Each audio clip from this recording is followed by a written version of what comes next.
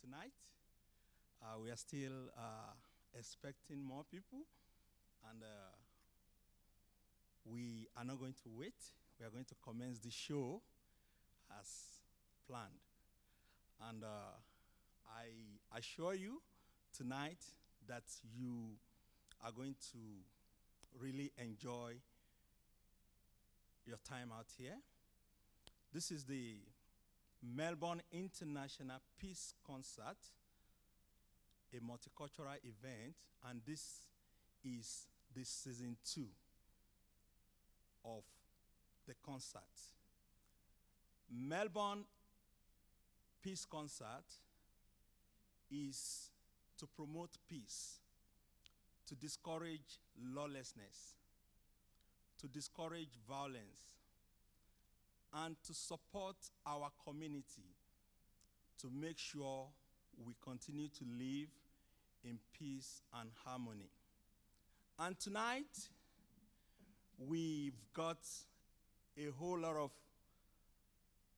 talent backstage, and they will be performing in a special way tonight so that we can understand that there is unity in diversity. We've got artists from West Africa. We've got artists from South America. We've got artists from Australia. And we've got a lot of people from different backgrounds that will be performing tonight. And before we go into the program, I am happy, I am glad to welcome you again. And I'd just like to introduce some people that have been supporting us the way we have been going. And they've been encouraging us, and they've been giving us all the support so that we can continue to be peaceful and to be in love and to continue in freedom.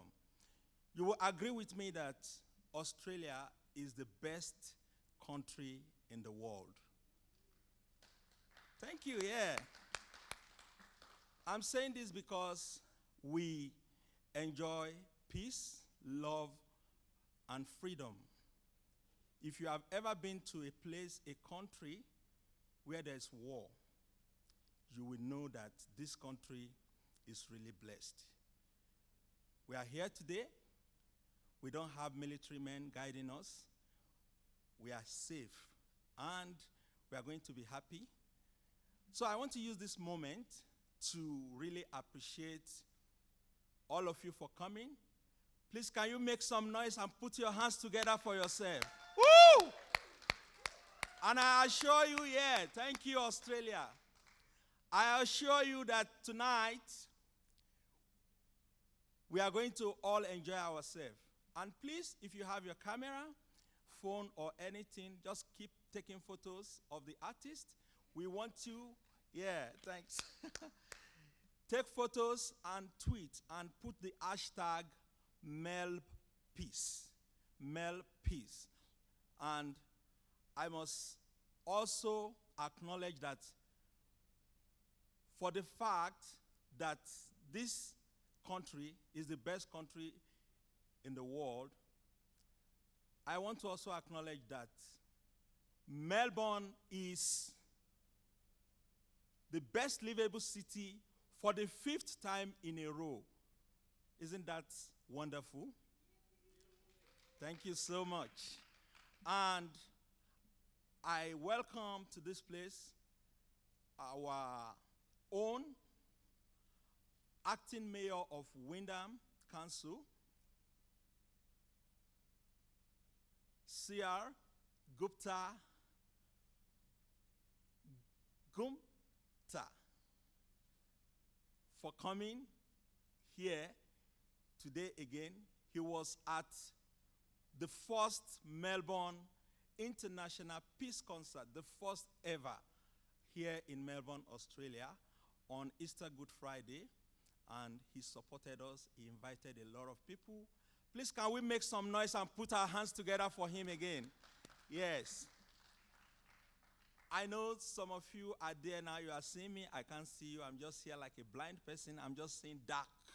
But you people are seeing me clearly, and that is the beauty of this place. And I must acknowledge that this is one of the best theater we have in Australia. So tonight, before we go into the show properly, I'd like to invite to the stage Mr. John Bellavance. He is the chairman of the Victoria Peace Council. He is also the vice president of Universal Peace Federation, and he's wearing a lot of cap. He's originally from Canada. They've put so many things together to support us and to encourage us. I'll call him now to welcome us and acknowledge the owners of this land according to tradition. Ladies and gentlemen, welcome Ambassador for Peace, John Bellavance. Please put your hands together. Thank you. All right, let's begin by really this beautiful night of peace by what a beautiful way to start by acknowledging the traditional owners of this land. Really, it's this land that we enjoy this night. It's their land. They took care of this land for years, and we thank them for doing so. We thank them, and we thank the elders past and present. And we really begin this night with peace. So think about it. You know, when you think of peace, what do you think? You think peace in your own heart, peace in your own family, peace in your nation. But tonight, we celebrate peace in a very unique way. There are many ways that you can celebrate peace, isn't there? There are many ways of peace building. But tonight, we build peace through art and culture. Enjoy your night. Thank you very much.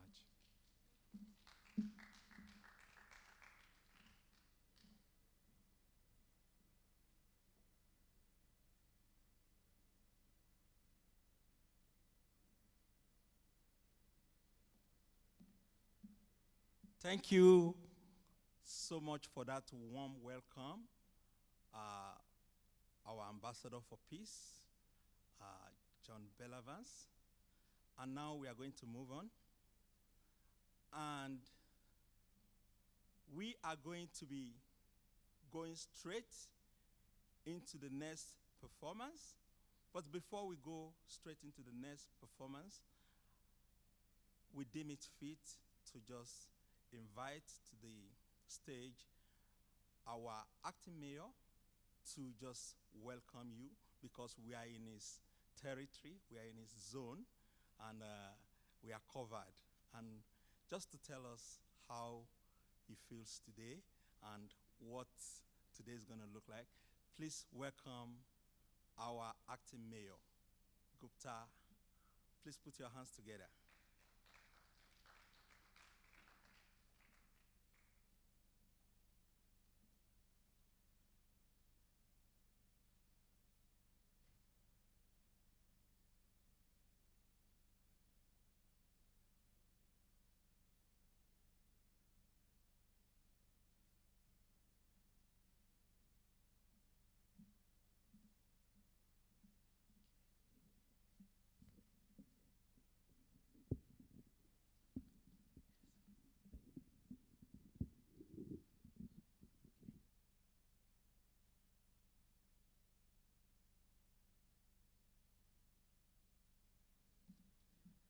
Thank you, Adeniyi, for that warm welcome. I would like to acknowledge Kulin Nation, the traditional custodians of the land on whose land Wyndham is being built, and we gather here today to celebrate peace, to promote peace. I pay my respects to the elders past and present, and pass the wishes of my council to do that. Well, Adeniyi very passionately spoke about Melbourne. I must also pitch in about Wyndham, that what a great city we are gathering in. Wyndham has the second largest sea coast in Victoria. We are a very fast growing city, And we have some of the most wonderful natural habitats. We have I think one of the most premium, second biggest bird sanctuary in Australia. We have some exotic sports, international shooting range, polo range, an open range zoo, and that makes it a very unique city in itself. And I think we are contributing to making Melbourne the most livable city. So I think we must give a very warm applause to Wyndham for building this facility and having all that. It's as councillor for the city and as a spokesperson for cultural diversity, there cannot be a better time to be speaking about diversity. Now we know that I don't know if Adeniyi, if you can just let me know if I'm going over time, but I would like, because came last time, and I would like to share with your audience a few things that are very close to my heart, and one of that is racism, religiosity, and the confusion that we have with that, and the lack of communication sometimes that can increase or lead to increases in racism. Now, it's very important. The time is now to basically discuss those things. When we talk about racism, like I came in '99 as an international student, and for me that time experience was very different. Life was much easier than it is now for some of the newer people that are coming in. I sort of within a year I settled in Australia. I got a job. I became president of a student union. I was president of Swinburne Students Union, and I represented the interest of 45,000 students. So for someone who's new to Australia, within a year, I could achieve that rank. For me, there could not be a better city.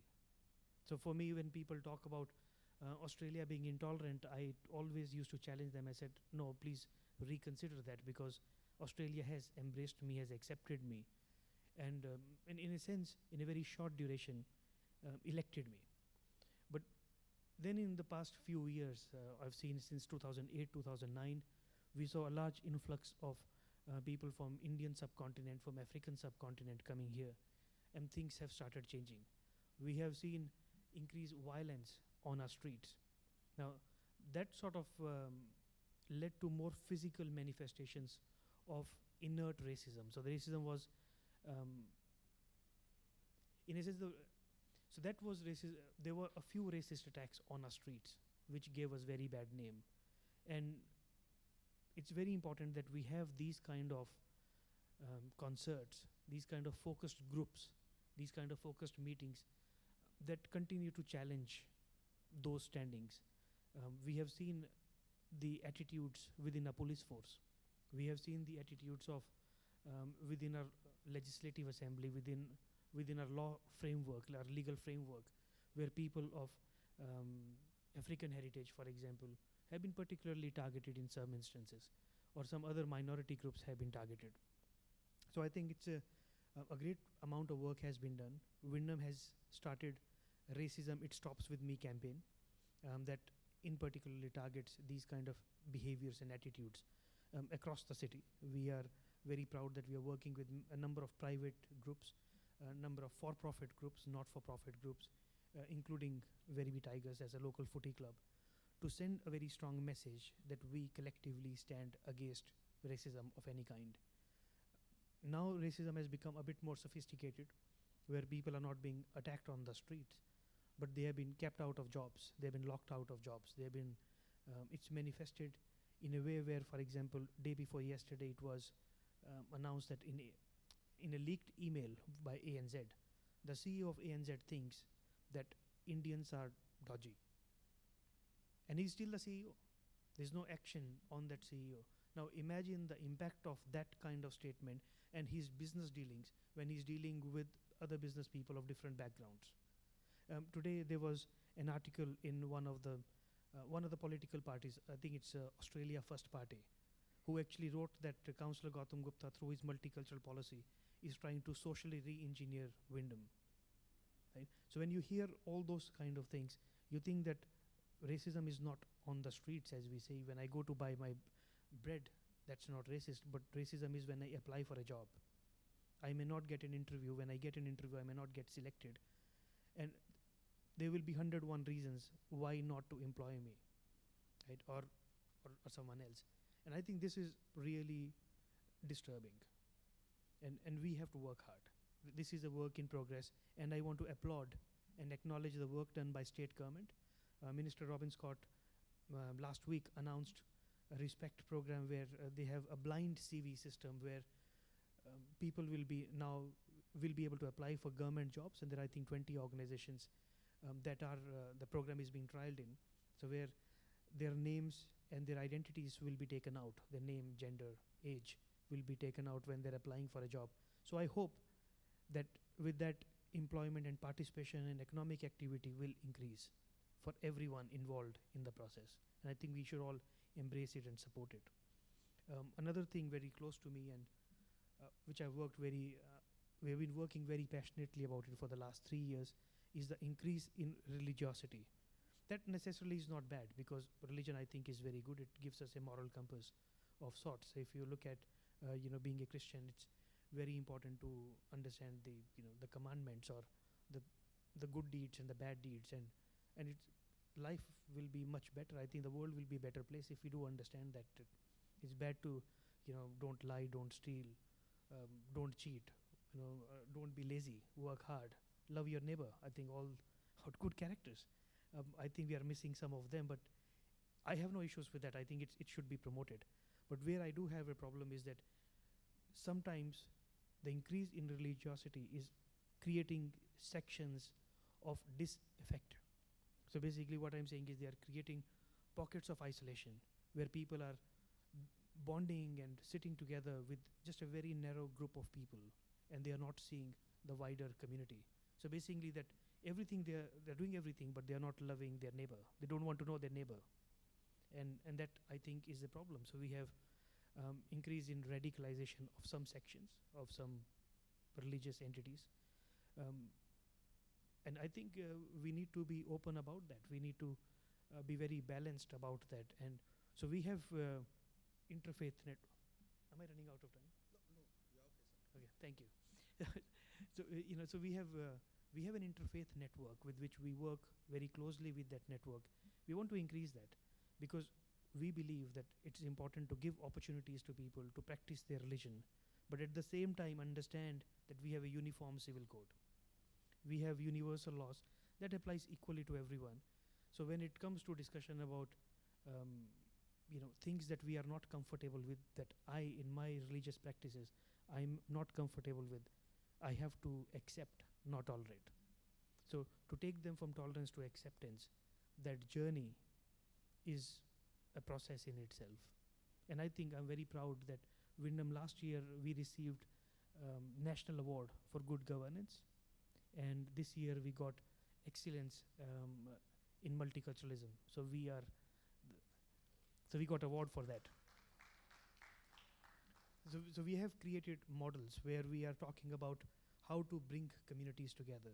I can tell you about 10 different projects that we have done. Last week we launched the first ever Multicultural Business Entrepreneurs Award that focuses on people of different race, religion, of newly emerging communities who have migrated to Australia in the last 10 years, who want to establish a business or have set up a business. We have partnered with Center of Multicultural Youth to establish what's the Enterprising Tarnit project, where we are encouraging young people that if you want to start a business, come to us, we'll train you, we'll tell you how to do the business.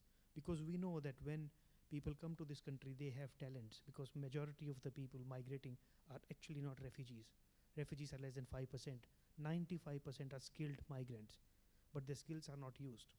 So we want to take them, train them, bring the entrepreneurship out of the, basically explore their entrepreneurship and harness whatever they have to offer to the great city and make Australia stronger. So once again, thank you for inviting me. I hope we can work together, and I hope for a very, very peaceful Australia and Wyndham. Thank you.